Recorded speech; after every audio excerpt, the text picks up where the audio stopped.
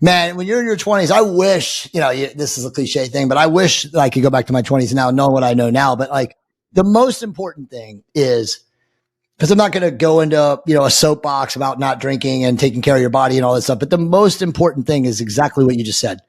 Make the gym your church. The gym is the foundation of everything you hold valuable as a man, right? Like if you go to the gym at least 3 days a week, and if you're not going to a gym, you have a home gym, whatever. But if you're, working with the iron 3 days a week, and again, I would say that's at a minimum. In your 20s, you can probably handle 4 or 5 training sessions a week, especially if you're doing a split routine. My wife and I at our age, bro, and again, you nailed it. I mean, I've been training literally since I was 15 years old, same as you. So, I'll be 54 in 2 weeks. It's a long time. I only train 3 days a week now, and I honestly do a full body. Every now and then I'll split it up where I'll do like chest, back, and abs.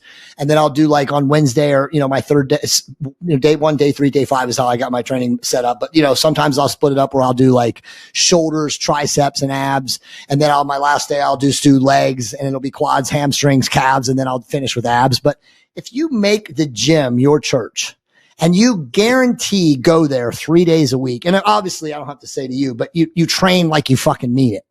You know what I'm saying? Like you literally go to positive muscle failure. You use progressive overload in your lifting. Hopefully, when you and I were younger, bro, we had to have a lifting log, right? They didn't have fucking apps, right? But the kids today, they can just put it in their phone.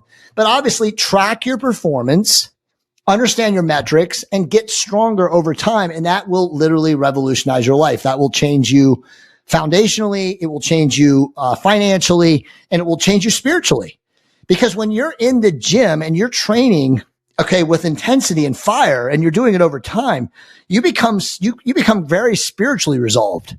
You're a person that can go through the fire, and you're not going to back down, from obstacles in your life. And it's, this is the truth, man. Like I'll get woo right now, but like we're all here as souls to evolve and grow. And to evolve and grow, we have to go through contrast. What provides more contrast than 350 pounds, either on your back or right here, right? Like you got to do it. Like there's no excuses. It's either do it or get hurt, right? So it's like, I think that will lay the foundation for everything else you do. But I mean, honestly, dude, there's just, unfortunately today, testosterone is so low naturally. We've got birth control in the water supply. We've got all these phytoestrogens. We've got all these endocrine disrupting chemicals. I mean, dude, guys are coming out of the womb with no testosterone. By the time they're 18 or 20 years old, they're like women. You know what I'm saying? They're emasculated. So, I think other than making the gym your church, make sure you're monitoring your hormones. If you're 20, 21, 22, 23, you could have a testosterone deficiency. As sad as that sounds, it's fact. This is a biological world that we live in right now. And a lot of guys have low testosterone at an early age. Porn, video game addiction, those things, they rewire the the serotonergic and the dopaminergic brains pathways. And so like, if you're addicted to that shit, you can't get addicted to the good stuff, which is training and obviously, evolving your soul and doing all the things that you have to do. So like, I always say, like, make sure you're monitoring your blood work and make sure you're going to the gym. And then obviously I think the third crutch would be make sure that you're living insulin controlled, regulate your carbohydrate consumption, which means obviously don't be eating a lot of GMO food. Don't be eating a lot of box stuff. One of my good mentors once told me that if God didn't make it, you probably shouldn't eat it. That's a really good rule to live by. But I mean, I think those are the 3 biggest things, man, because again, at the end of the day, dude, like we're literally here to evolve and grow our soul. And those things are going to put you in front of a lot of things that you have to evolve over. Yeah, the testosterone epidemic is, it is catastrophic. We had Dr. Tracy Gappin on the show. Tracy's a good friend of mine too. I love Tracy.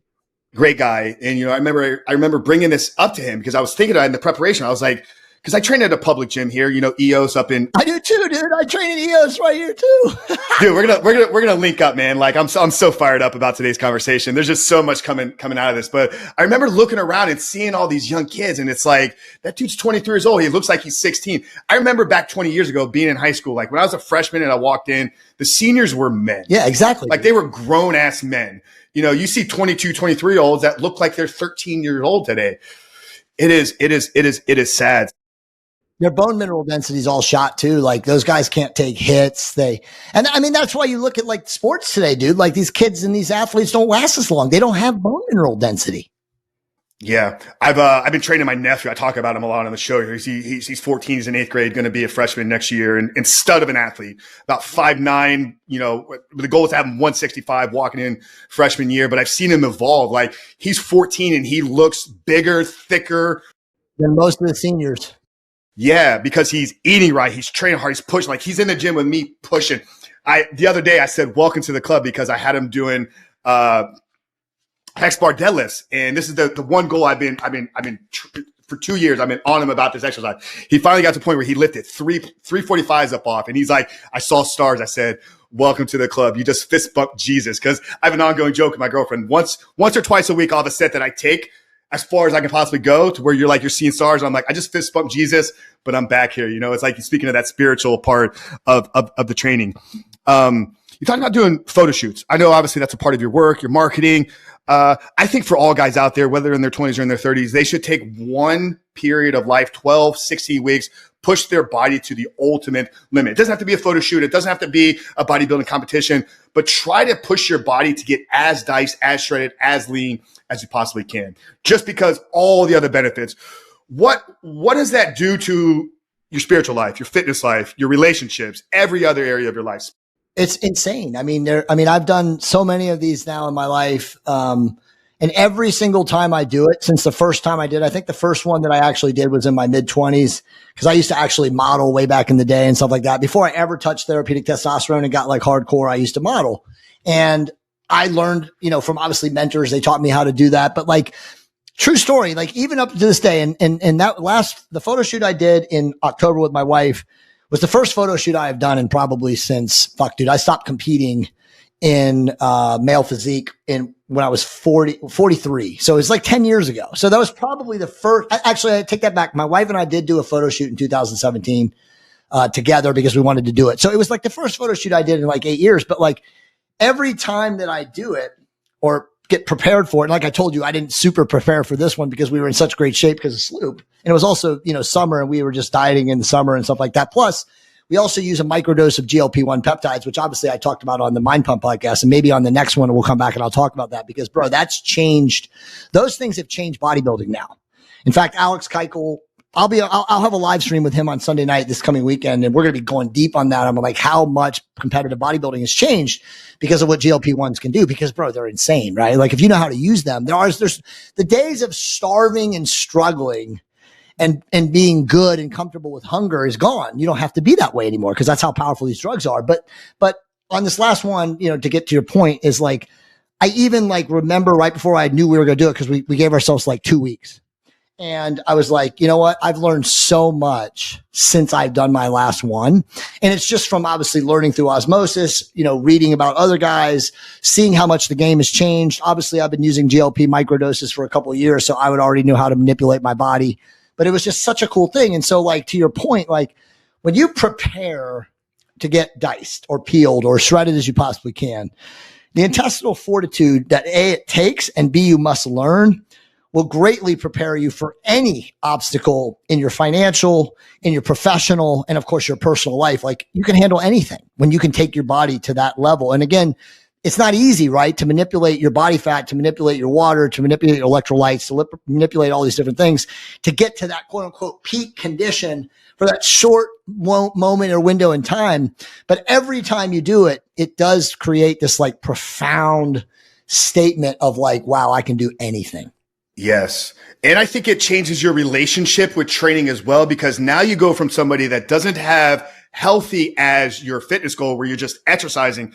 Now you're training because there's a clearly defined end state. There's a goal. Now I need to build a plan. I need to look at my nutrition, my sleep, my recovery, my water. And it's like, now I'm taking this, and it's like all these little things are kind of like dopaminergically like feeding me because I'm working towards this longer goal. I talk to so many people. What are your goals? I just want to be healthy. What the hell does that even mean? What does that mean? No, it's like you got to have these clearly defined end states goals that we're working That's towards. Awesome you say that, dude, because I want to just add one thing, as I know Chris Gethin, he's obviously friends of all of us, but Chris actually introduced me to Chris Cavallini 3 years ago. But Chris, cause him and I always joke and stuff. We don't train together very often much anymore, but we have a couple times, but we always joke if we go to a gym or we're around a gym, and we just saw each other at the Olympia in October, and they had like a pop-up gym inside the expo, and him and I were standing right there, and he taps me on the shoulder and he goes, look at all those people over there just warming up. Right? Cause it's true. Most people, even at bodybuilding shows, don't train with the intensity necessary to train. Like you said, they're just working out or they're exercising. But you're right, man. Like that's a serious thing. Like when you go to the gym, if you understand what you're trying to do to build a better physique, it requires discipline, it requires focus, and it requires incredible intensity. And then it has to be compounded over time. And dude, most people don't learn. I mean, you were talking about EOS, right? Like my wife and I, every time we go, we joke because like you see people in there and A, you know, they don't know what the hell they're doing. And then B, you're just thinking like, why won't they ask for help? Why won't they get a trainer? Because you see grown men and women, you know, and you know they've been coming for a long time because they wouldn't be in the gym at 50 and 60. And I'm not talking about New Year's resolution people. I'm talking about, you know, year round, you see the same people and you see them. And bro, the truth is, honestly, Frank, is like, if you don't know what you're doing and you keep coming, and you're compounding negatives versus compounding positives. And so your body will actually get worse. And that's what I see with a lot of these people. So it's like, it blows my mind that people, you know, they have the stick-to-itiveness and the fortitude to go, which is obviously a huge step, but it's like, you also got to put it together that if you don't know what you're doing, you got to ask somebody for assistance. And I just see so many people, bro, that continue to go to the gym and have no idea what they're doing. And as you know, it's not our job. And you learn these lessons, obviously, the hard way, but you don't ever intervene, right? Because if they're not asking for assistance, they don't want your help. Like just because we're masters and we know how to train doesn't mean that we can go and teach somebody who doesn't want help, because if they don't want help, they're never going to get help. Because even if you and I tried to show them, they wouldn't listen. They'd be like, what the fuck are you doing? Let me work out. You know what I mean? And that's cool. They have that right. But it's like, I don't know. It's mind blowing to me, the amount of people who go to the gym and are not serious. And it's like they go 3 or 4 times a week over lifetime and they're not serious. And they never look any better. Right. And it's like, dude, like you got to ask for help. And I don't understand why people do that. But I guess a lot of people are just intimidated.